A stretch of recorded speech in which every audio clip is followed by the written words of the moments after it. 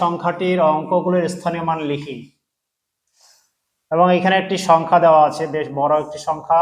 এর স্থানীয় মানগুলো একক, দশক, শতক, হাজার, অযুত, লক্ষ, নিযুত, কোটি এভাবে লেখা আছে, কিন্তু এইখানে ঘরগুলোকে ফাঁকা রাখা হয়েছে। স্থান অনুযায়ী আমাদের এই ঘরগুলোকে পূরণ করতে হবে। তাহলে লক্ষ্য করো, প্রথমে আমরা গণনা করব একক স্থান থেকে, অর্থাৎ ডান দিক থেকে বামে আসবো। তাহলে একক স্থানে এখানে আছে 9, তোমরা দেখতে পাচ্ছ যে এখানে একক স্থানে লেখা আছে একক। তাহলে একক স্থানে কত আছে? 9, অর্থাৎ আমরা লিখব 9 একক। 9 একক সমান এখানে 9 হবে। দশক স্থানে আছে 5, তাহলে এখানে আমরা লিখব 5 দশক। 5 দশকে এখানে হবে 50।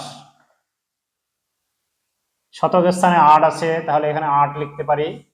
এখানে যদি 8 লিখি, 8 শতকে হচ্ছে 8,008 শতক। এবং হাজার স্থানে 7 আছে, তাহলে এখানে 7,000 লিখব।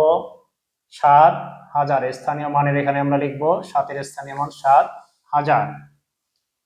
অযুত স্থানে আছে 2, তাহলে আমরা লিখব 2 অযুত। 1 অযুতে 10,000, তাহলে 2 অযুত এখানে আমরা লিখব 20,000। অযুতের পরে হচ্ছে লক্ষ। লক্ষের জায়গায় এখানে আছে 1, তাহলে এখানে আমরা 1 লিখব, 1 লক্ষ। এখানে আমরা লিখব একক, দশক, শতক, হাজার, অযুত, লক্ষের জায়গায় 1। এবং নিযুতের এখানে আছে 6, তাহলে এখানে লিখব 6, 6 নিযুত। 1 নিযুত সমান হচ্ছে 10 লক্ষ, তাহলে 6 নিযুত সমান হবে 60 লক্ষ।